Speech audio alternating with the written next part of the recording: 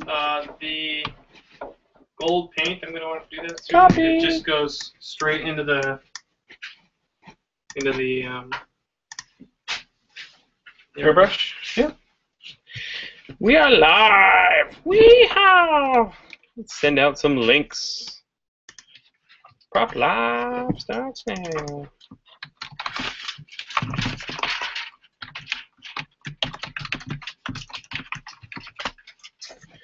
Boom. And let's tweet about it.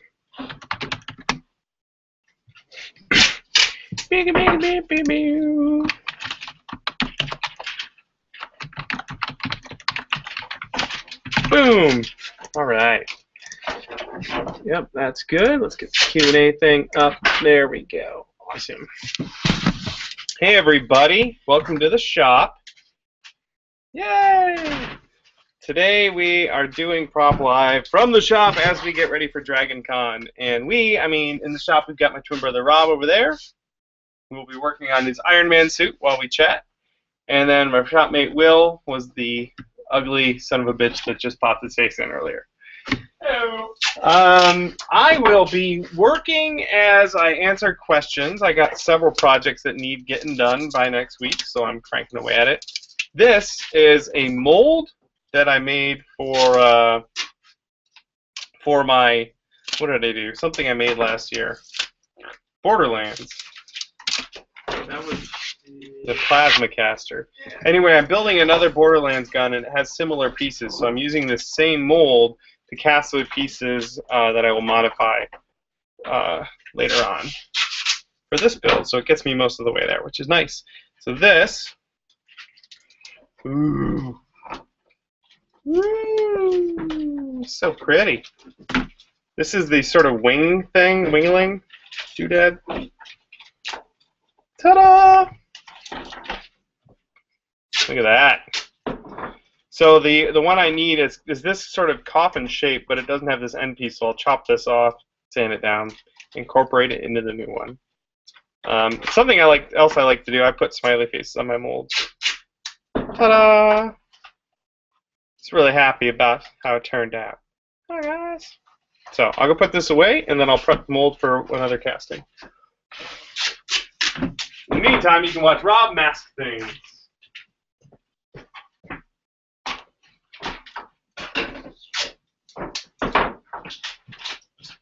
What a mess in here. This is the pinnacle of entertainment. Oh yeah, this is good. Good times. This is a piece it's horrible mess in here. This is a PVC pipe that's going to be for the Elder Scroll that I'm making.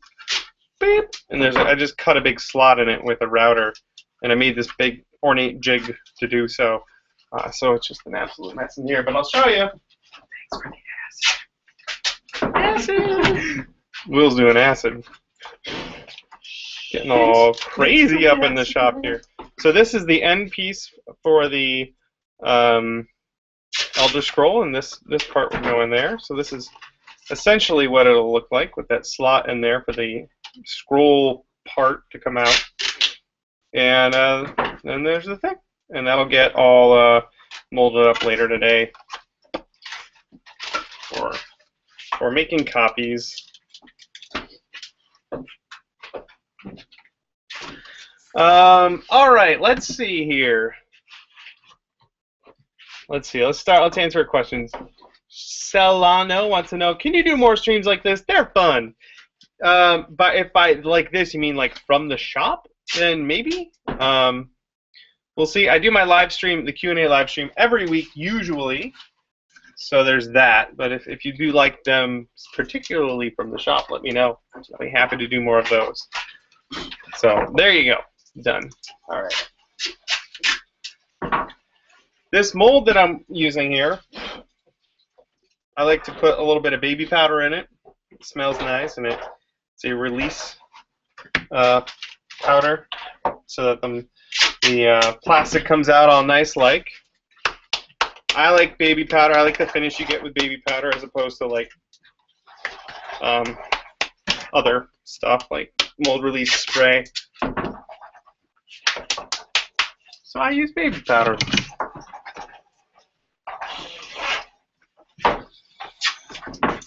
that. And then I get this side all baby powdered up.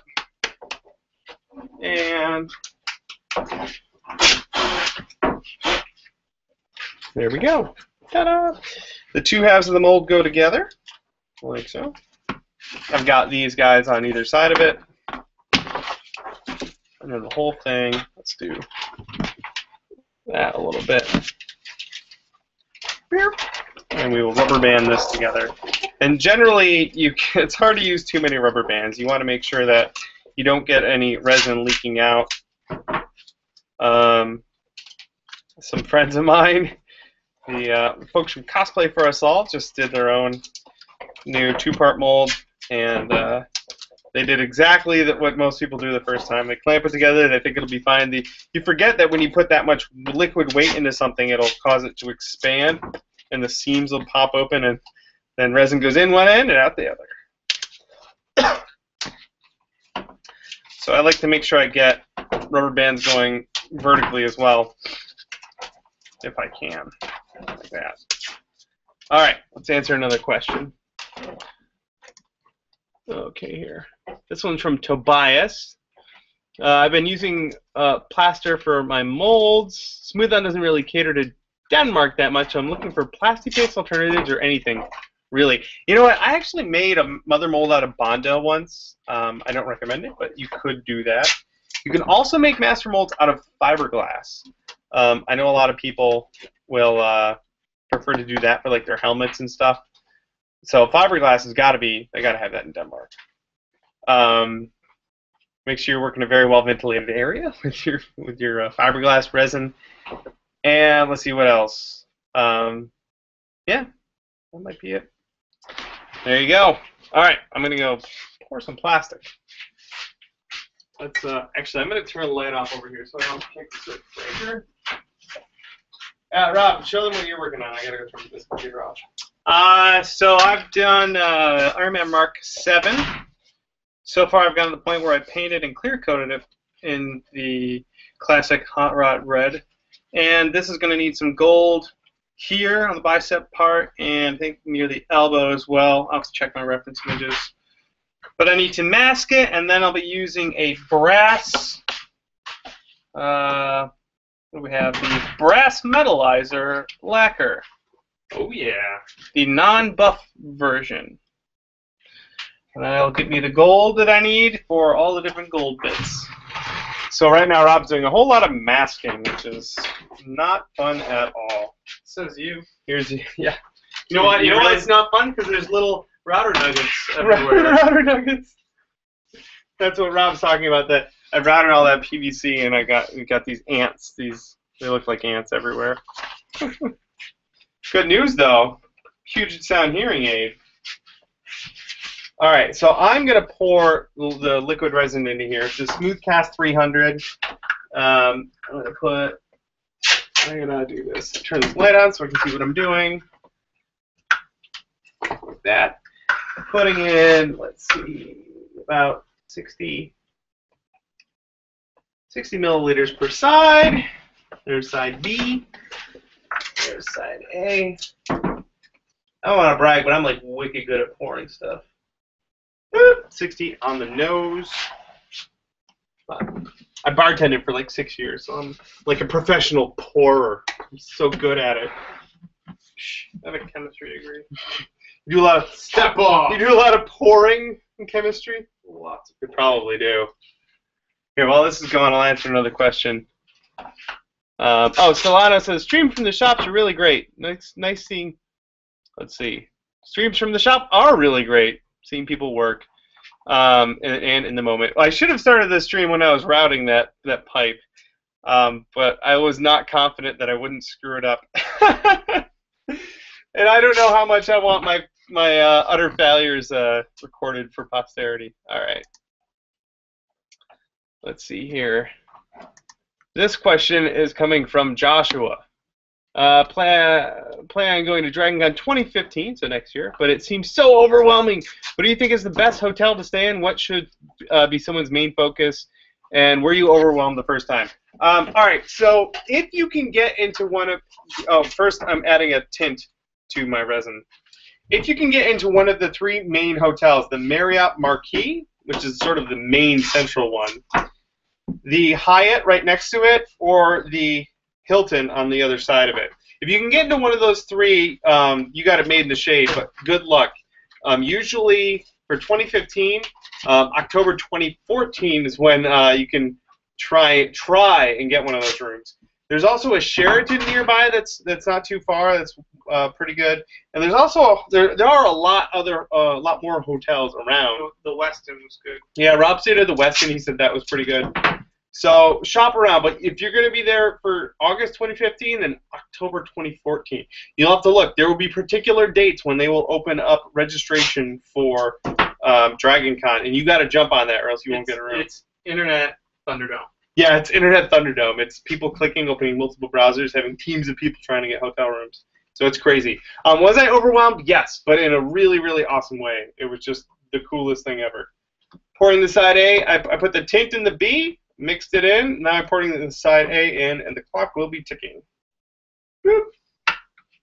So, if it's your first time at Dragon Con, your focus should be just trying to soak it in and have a good time. You're not going to get to see everything, but just sort of let it wash over you. If you go in there with too many, maybe have 1 or 2 things that you absolutely got to see, but really just kind of soak it in and enjoy it. All right. Good luck getting a hotel room, and I will see you there, Joshua. So I'm stirring the 2 sides of the resin in, and this has a pot life of about 5 minutes, so we can be pretty thorough with the stirring, but we do want to get it in the mold ASAP. All right, there that goes, and then I just pour it in, like so. Now this mold is pretty good. It's one of my favorites. Not all my molds are favorites. Some of them are a little more temperamental than others. But this one's really good. I'm just going to bounce it around so I don't get any bubbles caught in it. Like that.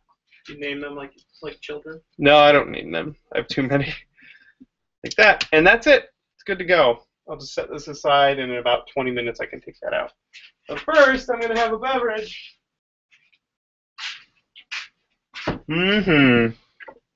Let's grab another question. Alex wants to know, what is your go-to adhesive for attaching straps and elastic to EVA foam? I love contact cement, and Barge is the best for doing foam to foam. But if you're doing straps to foam, I really like hot glue. If it's a nylon webbing or like a cloth webbing to sort of strap thing, then you can just hot glue that straight to the foam. What I do like, and what my shopmate Will showed me, was that you could take, here I'll show you. I happen to have some foam right here. So if you have a piece of foam, if you want to glue this, take a sharp knife and score it like this. Give it some score marks on the back, maybe not that deep. I went a little crazy.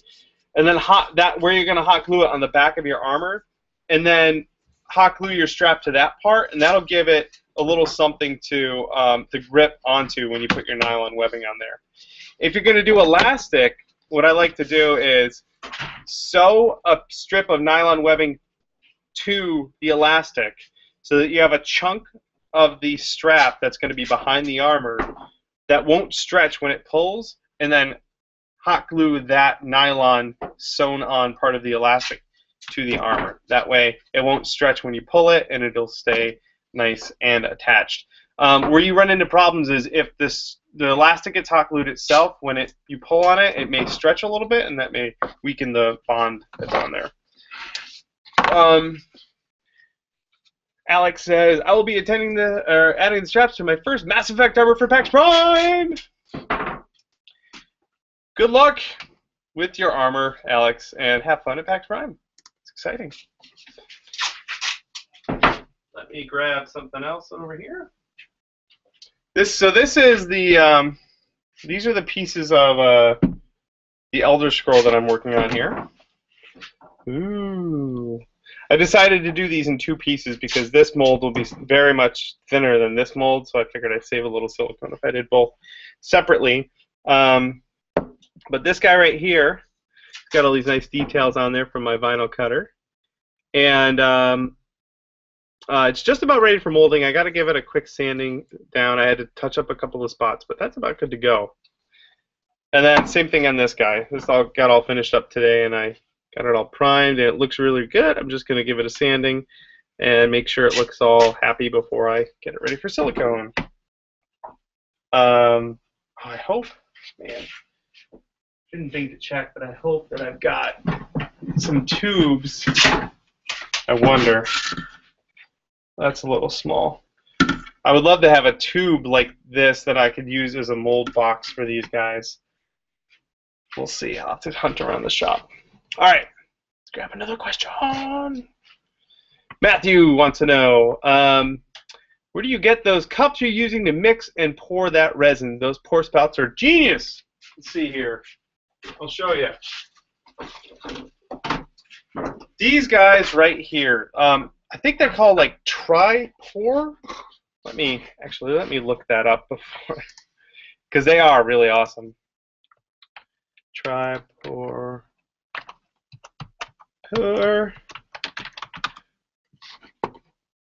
Yeah. If you go to Amazon, let's see here.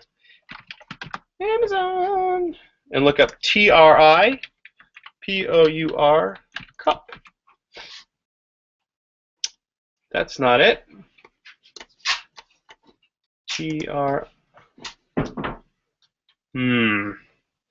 If you go to Google and look up Tri-Pour cup. Here we go. Tri-Spout. Tri-Spout cup. No, that's not it either. Come on. Here's a link. Dynamed. Here, I'll do a screen share so we can do this. Screen share. Boop. Start screen share. Oh. Oops. I think did I screw up? We're good. Okay, cool. So these are the cups right here. Dynamed polypropylene tri-sport graduated disposable beaker. And it seems like a lot, but you can get them in different quantities and different sizes. I use the 250 milliliter one. $38 gets you 100 of them, which is cool. So there you go. Boop. Boop. Oops. Cancel. There we go. Tri-Pour spouts. Tri-Spout, whatever. Cups. These guys right here, and they are really awesome. I get them in. I'll get them 100 at a time, or I think I bought 200 the last time. And they've got the graduation on the side. It's a little hard to read. Sometimes what'll happen is when you fill your resin up, it'll make the letters kind of disappear. So I will draw with a marker on there, and I also do. Oh, it's hard to see. I'll put a big letter A on the bottom of this so that I know this is side A and B and all that. So there you go.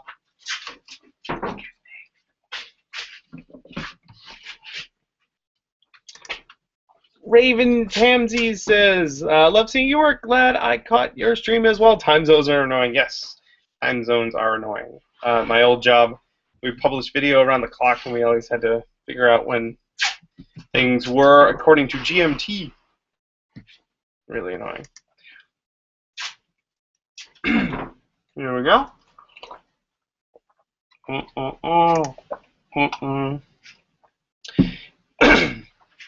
Ian wants to know, how do you prepare for media people that will want to use footage of you or interview you? Do you just sign whatever release they hand to you, or do you bring some sort of a documentation for your own to make sure your creative rights are observed? If someone's interviewing you, then they own all the creative rights. They are making content of you or whatever. If you don't want them to own the rights to an image of you or a photo or a video or whatever, then don't do the interview. But for the most part, I have had people say like, oh, we're doing a video, we want to sign a release.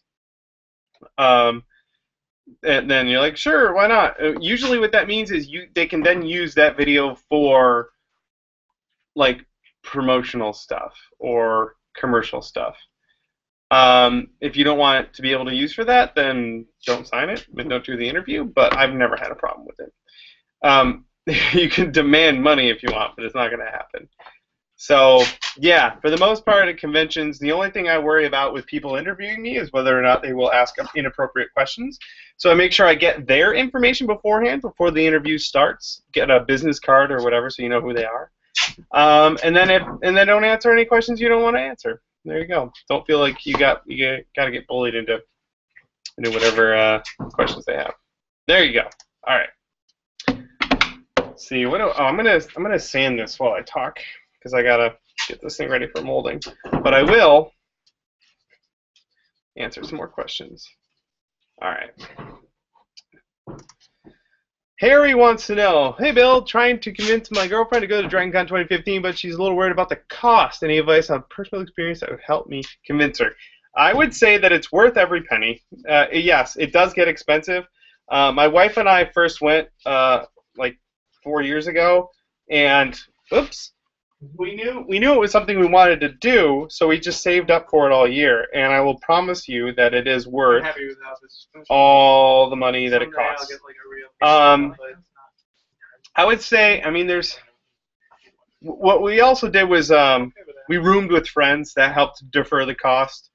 We shopped for plane tickets well in advance so that we didn't have to pay out the nose for them. You could only stay a couple of days, but really from Thursday night until like Monday afternoon, it's awesome time. So stay as long as you can. Don't defer the cost by only staying a couple days. What'll happen is you'll be having so much fun that you're like, oh, but I gotta leave tomorrow. Stay Sunday night. It's great. Yeah, so just tell her that it's worth it. Tell her I said so. And I hope I see you there in 2015. They're messing with lights over there. What do you got, Rob? Rob's working on lights for his Iron Man, and they're looking pretty sweet. Yeah, these will just go right behind. Is that the eye? Yep. He's got the conundrum he has right now is the eyes light up, but then you can't see out of them. So he's decided that if the lights are on, then he can't see. So if you see Rob at DragonCon with his Iron Man on and his lights are on, be kind and don't frighten him. I'm going to have a tiny viewing slit. It's kind of like your math. Yeah. All right. We'll both have crap ability together. It's Lon. Hey, Lon. I recently started experimenting with casting resin, but I'm getting inconsistent results with small parts. Do you have tricks for accurately measuring and mixing quantities of 2-part resin like 325?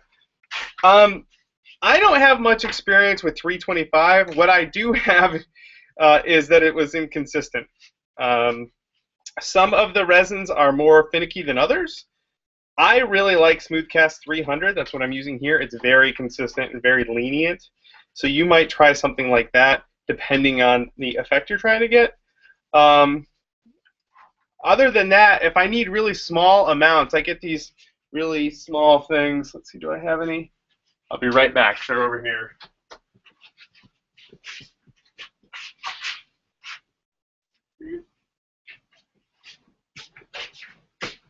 This will work. I won't be able to see it. All right. So I get these little medicine cups here. Unfortunately, you can only order these in lots of 1,000 on the internet, or find a place locally that has them. I buy mine at Tap Plastics.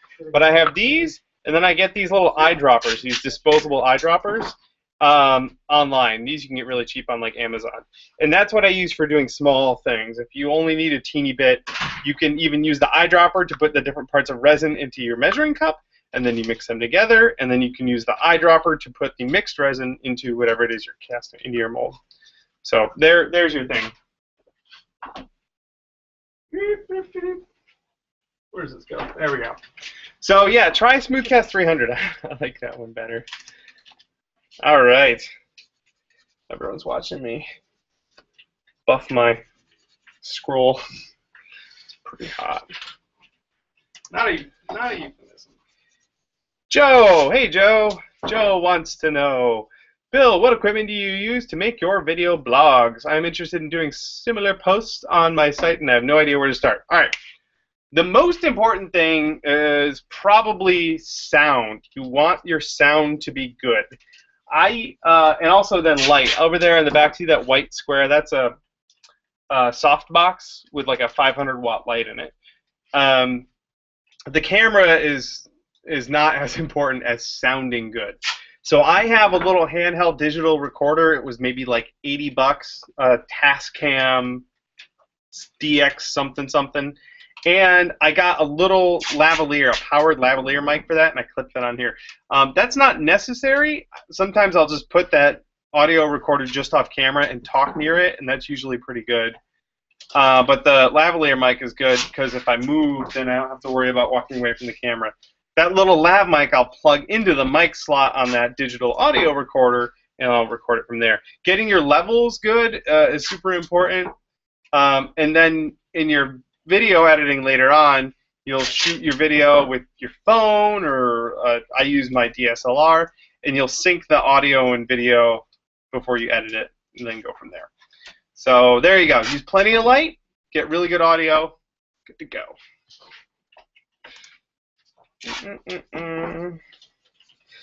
Yeah, I'll tell you, I'm pretty excited about this, getting this Elder Scroll out the door. It's pretty neat. Gonna want one for myself. All right, Andrew wants to know. Oh, I should click this thing. Andrew says, what would be one of the biggest problems you've had with a prop at a convention? I haven't really had very many problems. Breaking feet out. I have breaking feet. Oh, Rob. Yeah, Rob. Rob's foot armor broke out. You out. want to talk about problems with?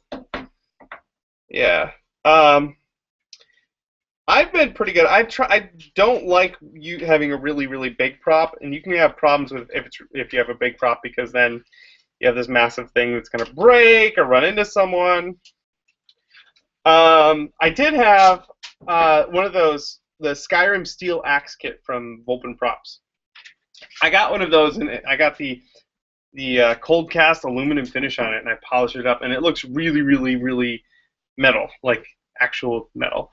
And the folks at New York City Comic Con thought it was real, and they almost did not let me in, but I convinced them otherwise, because it's not, it's plastic.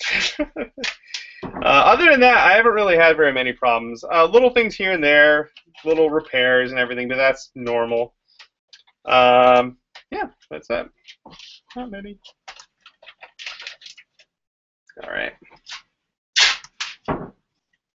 Raven says, do you have any tips for storing larger or bulky or oddly shaped props?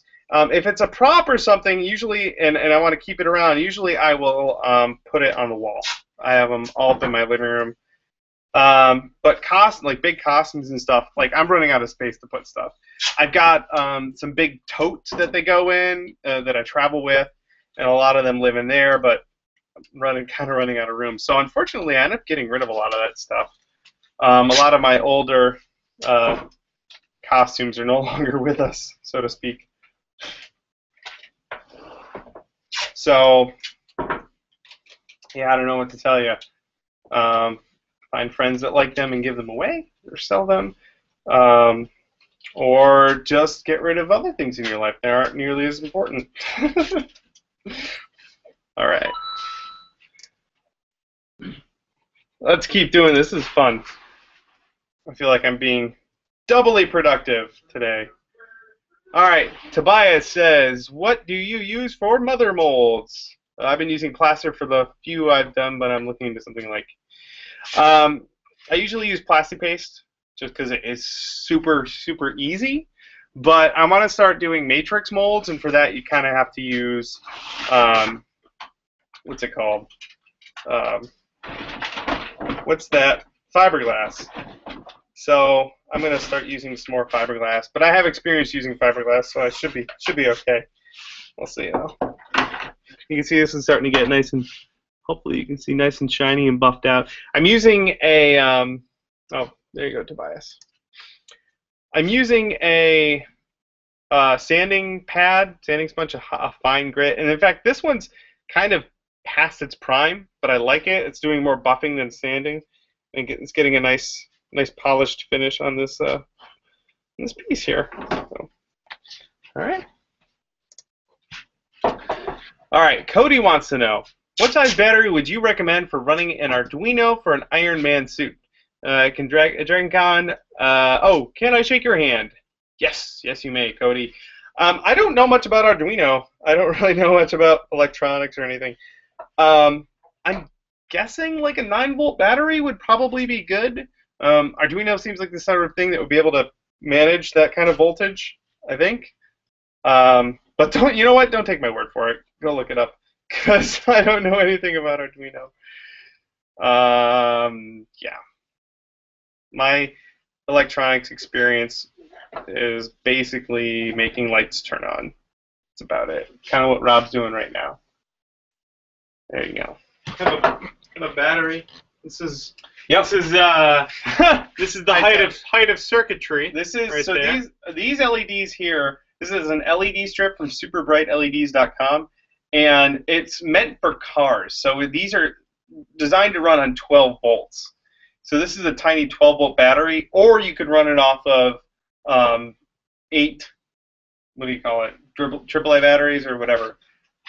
But I don't do math, so I just get a 12-volt battery and plug it into the 12-volt LEDs. Throw a switch on it, good to go. All right. I'm gonna grab another. That looks pretty good. It does look pretty good. It's as if Iron Man is with us here today.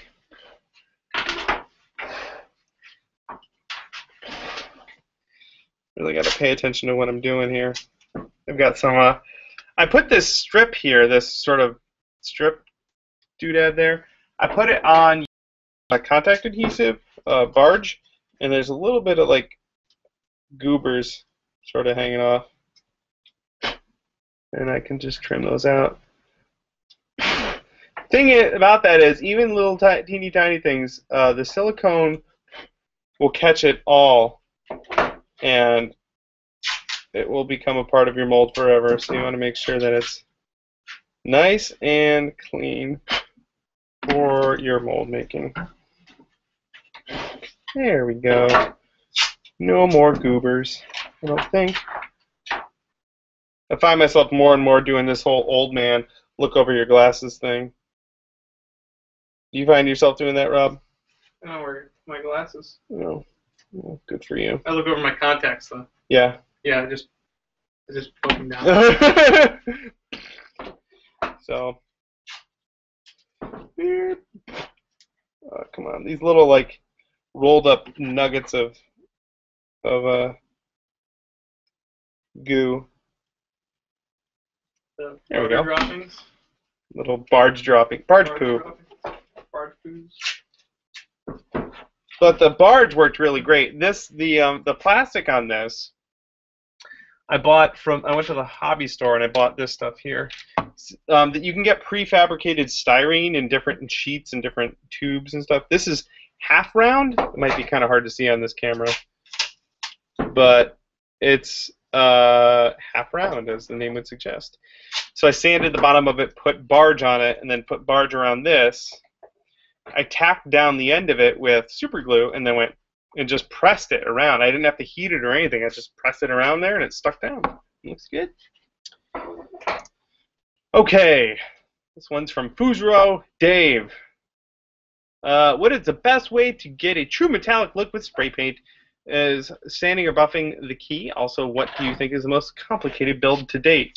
To get a metallic finish on something, it depends, because if you want like a gritty metallic texture, you don't have to buff your thing. You want the texture on it to be whatever you want your finished thing to be.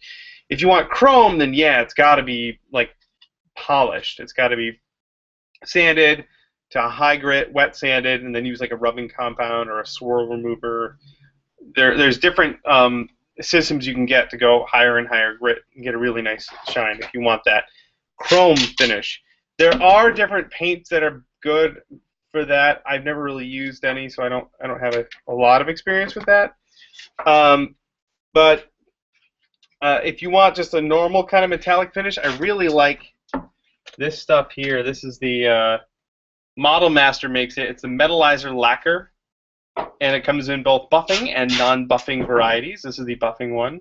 Stainless steel. This is the brass, non-buffing one.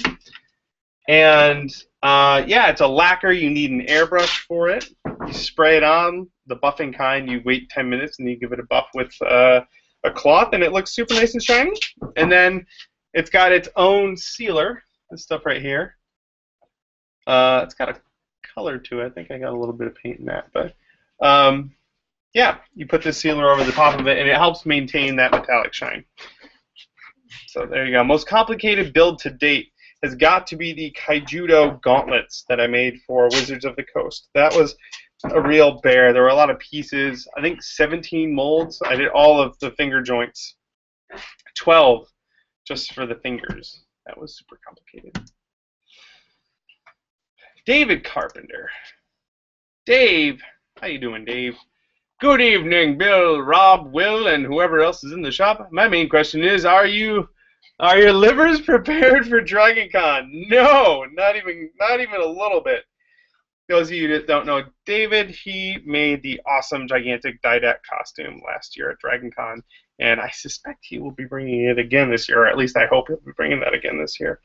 No, David, I'm not even close to prepared for the chaos. Oh, we have a plan. We do have a plan. But, yeah, looking forward to it. It's going to be so much fun. And we'll see you there. Oh, yeah. All right. You are not prepared. I am not prepared. That is correct. Why fuzzy? We fuzzy? Okay. How long have you had your N7 costume, and how many times have you worn it? Boy, a lot. I built that 2 years ago, and I have worn it to, I don't know, dozens of conventions and stuff. And I'm not the only person to wear it. I've had 7 people so far wearing it, including Rob over here. And you'll see it again at Comic-Con, or at Dragon Con this year. My friend Rob Kreckle is going to be wearing it. So it's got around. How much in the way of repairs have you had to do with it? Not very much. That foam is so durable and flexible. It hasn't needed much, just little touch-ups here. I redid the paint a little bit, just touched up some of the weathering and stuff the last time I wore it to Phoenix Comic-Con. Some of the seams and stuff were a little bit busted, so I just glued those back together. And then, what was the other thing? Oh, there's these funky things on the back, and I originally built them out of insulation foam. And those broke. Those sort of crumbled, so I rebuilt them out of EVA foam, and all better now.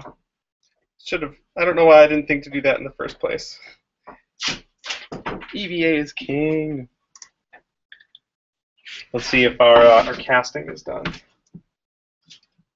Yeah, it should be done. We'll pop this out. This is the Borderlands Wingaling thing that I cast earlier on the stream. All right. Let's do this here. Da. It's so warm. And there you go. Ta-da! Once again, this is I built it for the Plasma Caster, but I'm building Sword Splosion now, and it's got these Wingaling things on there, very similar to this. So I'm casting these, and I'm going to modify them a little bit for the Sword Splosion build. All right, put this guy back together. That is the last one that I need, I hope. So I'm going to put this crap away. Put that in there. Throw our bands back where they go. Over there. I'll be right back. I'll put this where it belongs.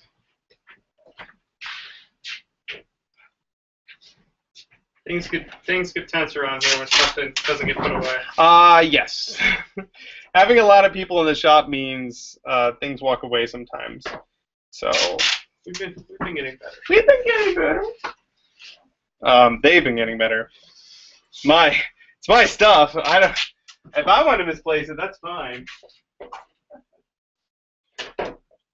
Have you shown everyone the Borderlands costumes you did, Rob? Oh, I didn't. Let's do this real quick. Sure. Here. So we wanted Borderlands costumes to go with our claptraps. Yep.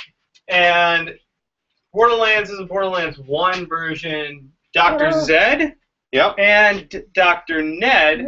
We even made the N removable so we can switch if we want. So check this out. Rob did these guys, and they look super awesome. And then this part here, magnets on. Boop. Dr. Zed.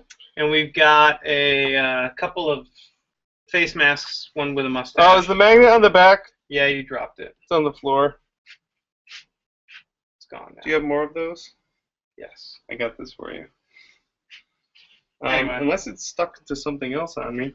Is it another magnet? It's just another tiny magnet like that. All right. Well, I'm sorry. I didn't hear it. Anyway, yeah, we're doing Dr. Zed and Dr. Ned. It's gonna be awesome because we're twins. We're the same. Okay. Question from Harry. I'm just starting to get into casting. I hope that means like pouring and casting parts, or maybe he's he's hiring people for movies. Yeah, maybe he's casting for a movie, or he's like live streaming. Yeah. Are you ever planning to do a whole casting tutorial from start to finish? Yes, I really, really do want to do that. The problem is that every time I'm making a mold, I am behind the 8-ball, so to speak, and I never have time to, like right now, I've done a couple of builds, like I just finished a Dragon Age shield, and I shot like video for half of it before I was like, I gotta get everything done for Dragon Con, so I put the camera away, and I didn't get footage for it. So yes, I am planning on doing that, but what I need to do is set aside a specific project for it when I have enough time to both do the project and do all of the video, because that doubles the workload. But stay tuned in the future. All right. Here we go. Another one. This one's from Alonzo. Hello, Bill and Rob. I'm looking forward to painting my Dead Space foam helmet, and I was wondering what is the best way to seal it. I know Mod Podge is really good, but they don't sell it under that name where I live. Will Elmer's glue and water work similarly? That's not my favorite. It may work. You may also use something like wood glue. In fact, you can get waterproof wood glue, so you might try that. You can use Plasti-Dip in a spray can if they have that where you live. What else can you seal it with? Flexi-Dip. Flexi-Dip is the version that Rust-Oleum sells now. What was the other thing I wanted to say? Latex. You can use liquid latex. That's a little bit more technical challenge. You need more equipment. You need like an air gun for that. What else? Or you can choose to just not seal it. Just use like acrylic paint on it. I want to heat seal. Heat seal? Yeah. Like it's got all those little porous bubbles in it. You hit it with a heat gun, a lot of those will kind of close up and shine up a little. And then just hit it with your paint. Yeah, whatever you're going to do, test it on some scrap beforehand. That's usually my go-to advice. So there you go. There's some things for you to try. Okay. Another one from Fuzro Dave. So I bought all of your blueprints. Oh, thank you, Dave. And I've been trying my hand at the Halo 4 sniper rifle. How did you do the recessed handle bits before the bevel? Also, tell Will his Star-Lord is amazing. He's not here right now, but I'll let him know. Yes, his Star-Lord helmet is awesome. The recessed handle bits before the bevel. I need to look at my own project because I don't remember. Remember your what bits. Is you talking about? I'll just search my own website. How about that? Remember your bits. Halo.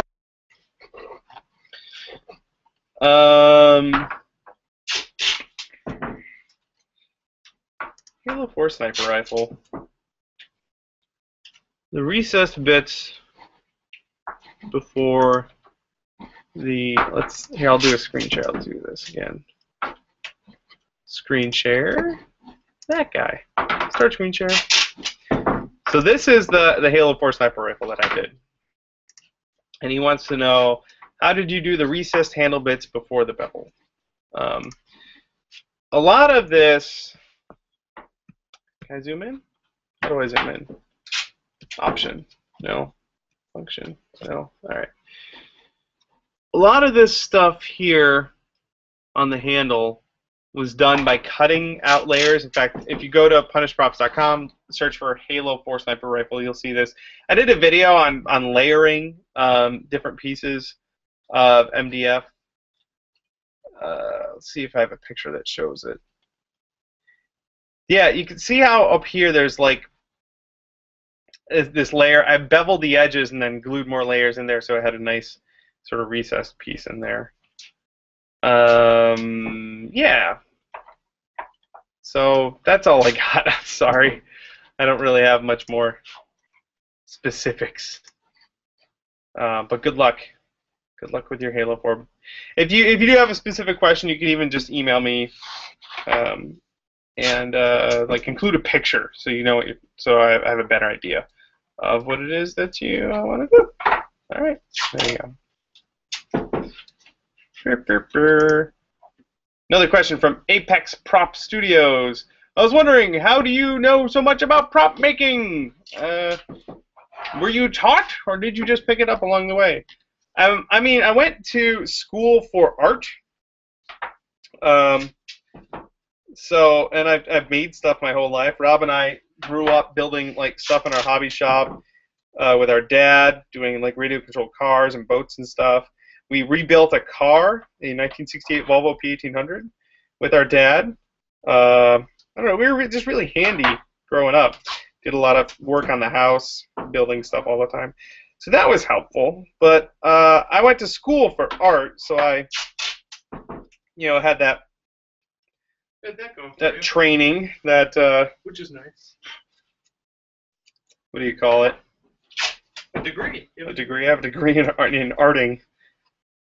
But for prop making specifically, I mean, I just taught myself by watching videos and tutorials on the internet. A lot of people doing like how-tos and builds on their own stuff, and I just follow along. Or I would have a specific skill or a tool they wanted to know more about, or material, and I would just go look up tutorials on that and stuff. So a good example, the companies like Smooth On and Tap Plastics have a lot of materials that I use, and I'll just go to their website. Smooth On has a really great video section. I think Tap does as well. They have a really good YouTube channel with a lot of that info on there. And it behooves them to have it, because then when people know how to use their materials, they'll buy them. So I would say, yeah, start by doing that. Start learning about some of the materials and look up specific techniques and stuff on YouTube. That's how I learned. It just took a while. It just took 5 years, that's all. There you go. All right. Tim wants to know, Rob, is that the new Iron Man suit? It's new to me. It's the Mark 7 from Avengers and the beginning of Iron Man 3. Are these new, these little dots there? Yeah. Did you just hit that with a sander? Yeah. I'm gonna move the camera, or the camera, the whole. Oh, there you go. There you go. So this is the Mark 7, or at least about half of it right now. The idea was I built a Mark 42 out of foam, and I wanted to challenge myself to build something a lot more permanent. So this will hopefully last a very, very long time. It's all fiberglass, and I started with Pepakura. So back in April, I printed out 300 sheets of cardstock patterns, cut them all out by hand using tiny scissors and an X-Acto knife. Then I superglued all those tabs together, put resin, fiberglass resin on the inside and outside, and then fiberglass on the inside of everything. Fiberglass. And then the outside got filled, bondoed, sanded, painted, primed, sanded. Yep. Oh, that old story. Etc. now we're on the red, and then the clear coat, and now we got to do gold, and then another clear coat, and then weathering. Then we got to find out if all these pieces go together by tomorrow. Yep. All right. So yes, Tim, that is the new Iron Man suit. I actually started the foam one that Rob did, and it was, I will admit, subpar. I tried to rush it last year, and that was dumb. So this piece right here is all sanded up. Now, if I was really, really tedious, and my name was Harrison Cricks, I would probably wet sand this and then polish it, but I'm not going to because this needs to be done soon. Very nice, Rob. So this is ready for molding. I'm going to do that later today, but not on camera because it would just be me mixing silicone, and no one wants to watch that. Joseph wants to know, hi Bill, prop making is expensive. As someone who is starting out, how could I save money but build amazing props? It doesn't have to be expensive. Now, molding and casting stuff, yeah, that gets expensive. But if you want to start, I know a lot of people who, even though they are really, really good, still use things like insulation foam for all of their props, or EVA foam for props and for their costumes. Where essentially the expense comes at time, just the time you have to put into making it look really, really good. If you get really good at painting, you can make any material look like any other material, and it'll look really awesome. So I would say start with inexpensive materials and try and get them, push them till you can't make them look any better. Just work really hard at that. Yeah, so try things like extruded polystyrene insulation foam. Go look up Andrew Cook. He's his page. Let's find it real quick.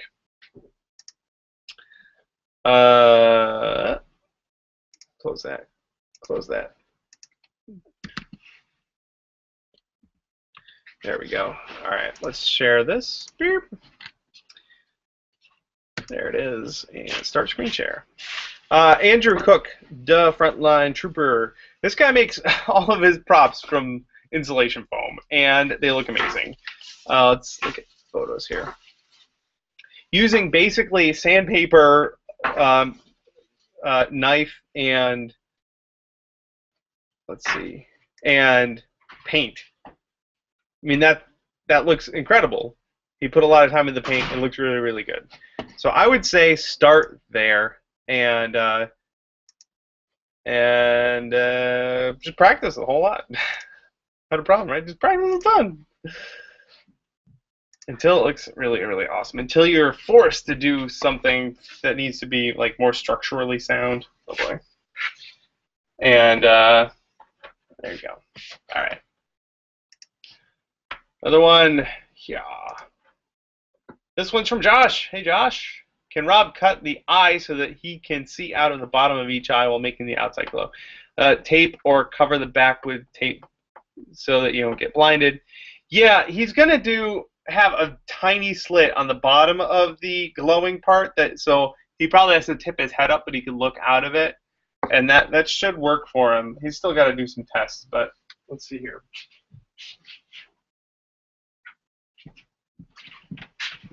Yeah. Basically,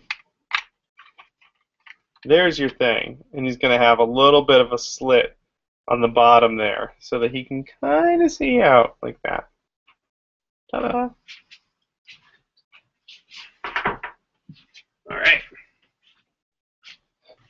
Thank you, Josh.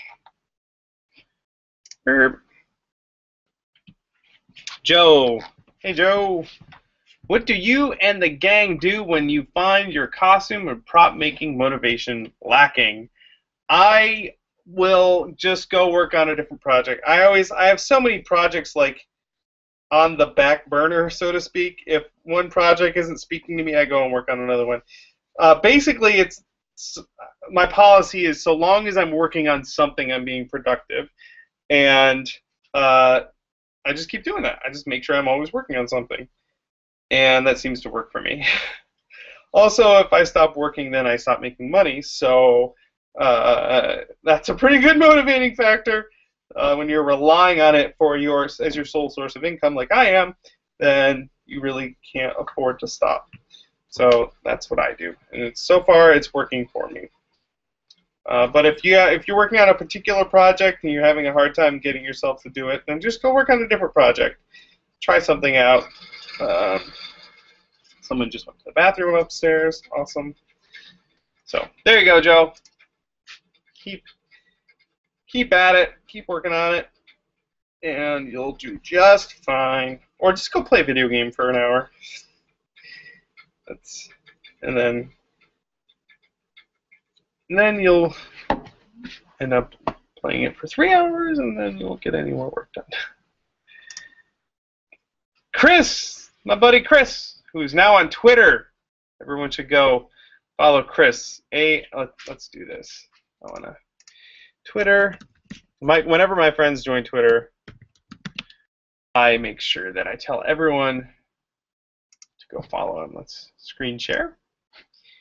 There we go. Amun-Ra Creations, AMMNRA. Go follow him, you guys. He's making some really super awesome stuff for Dragon Con. Question: what costumes you bringing this year? Brittany and I are bringing our Draugrs again. We're just augmenting them. We're beefing them up. That's going to be our main costume. But we got those Dr. Zed costumes that Rob put together for our Claptrap. So I'm going to have a Claptrap robot. Rob's going to have one too. We're going to run around with those.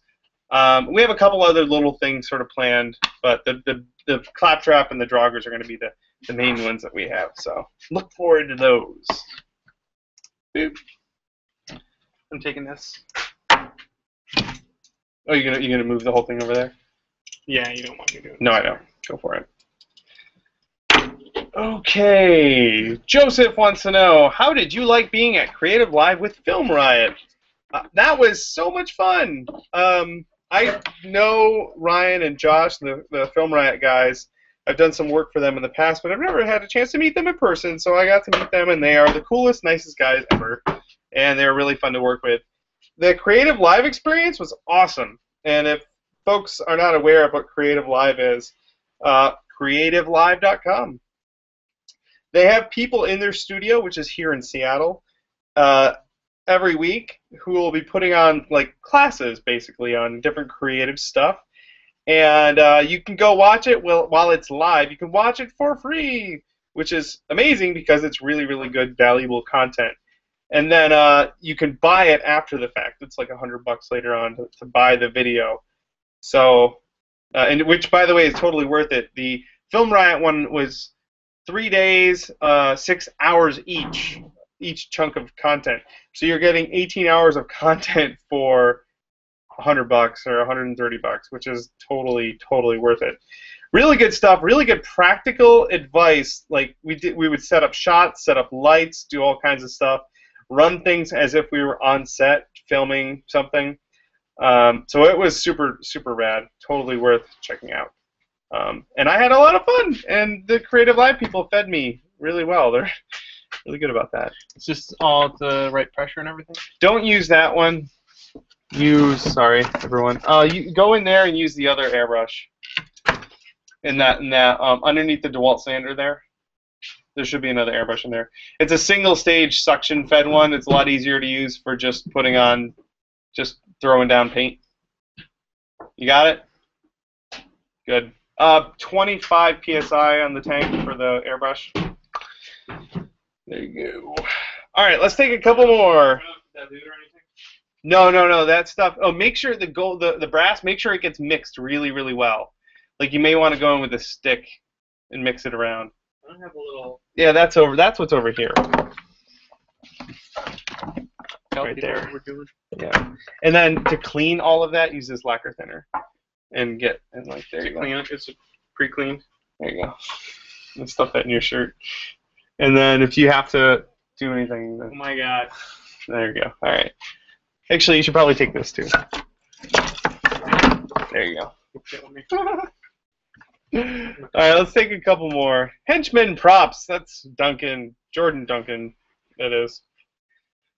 What are your con plans for the rest of the year? Well, I see you guys at New York City Comic Con or BlizzCon. I'm not going to be at New York City Comic Con this year. I just can't justify all the travel. But I will be at BlizzCon, so look for me and my lovely wife there this year. We have plans. I don't want to say what we're doing yet because we haven't even started on it. But we will definitely be there for sure. So looking forward to seeing you there, man. We'll hang out, have a good time, and geek out about whatever it is that Blizzard's going to make next. Boop. Couple more.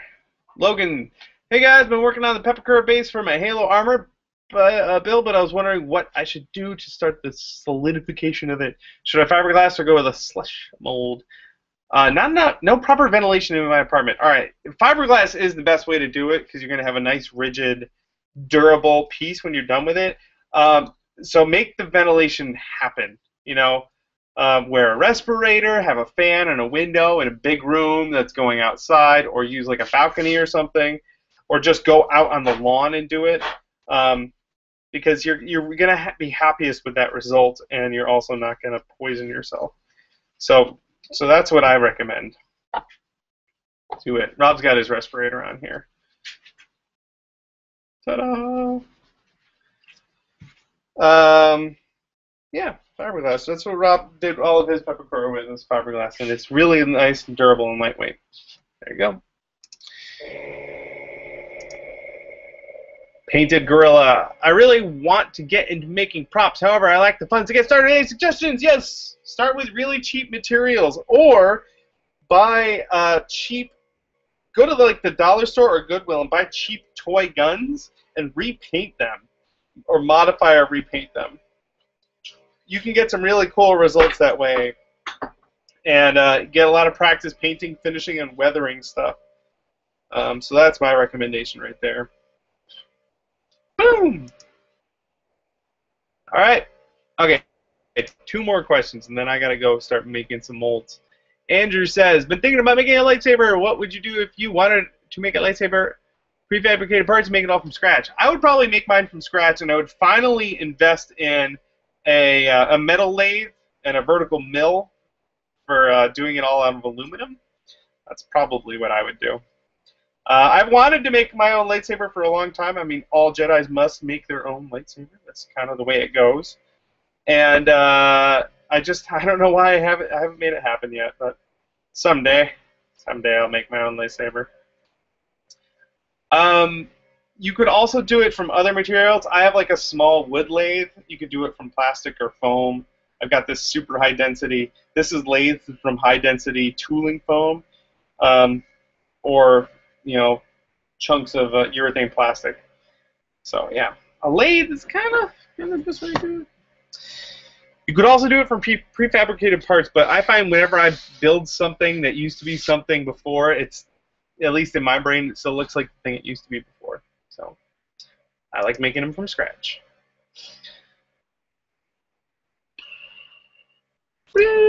Joseph wants to know, last question, do you make props with Rob, or do you guys work on your own projects in the shop? I'm right now am focusing on like finishing commissions and stuff for other people, so I'm building all of these myself while Rob is working on his own personal projects. Because Rob's a teacher full time. He teaches science to children, and he's doing this for funsies. And it's not that I'm not having a fun time, but this is not for me. This is for someone else. So yeah, we're not currently working on any projects together. But he made that Dr. Zed costume. He made 2 of them. One for me. So, I mean, I didn't really help at all, but those are kind of our thing we're doing together. But I would love to do more collaborative stuff with him. We'll have to see. He's kind of been on this Iron Man quest for the last year or 2. So, that's what he's doing. But, yeah, that's it. All right, gang. That's it. My things are just about ready to go make some molds, so I'm going to go do that. But thank you for hanging out and asking awesome questions here in the chat. Oh, I see Katie's there. Hey, Katie. What did she say? Oh, she's getting pumped about Swordsplosion. Yes, I'm building Swordsplosion for Katie, and that'll be done soon, I promise. Casting pieces for that, and I'll be fabricating the body parts in the next day or 2. Anyway, I will be at Dragon Con next week, so I will not have a live stream. And the week after that, I'm going to be at Salt Lake Comic Con, so I'm probably going to have 2 weeks off. But after that, I'll be back. Dagnabbit. Hopefully I see a lot of you guys at Dragon Con next week, and I'm getting more and more pumped about it. It's just 1 week away, and excited because it's my very favorite thing to do. So until we meet again or see what the Pulse Bar at Dragon Con, this has been Bill, Prop Live, signing out.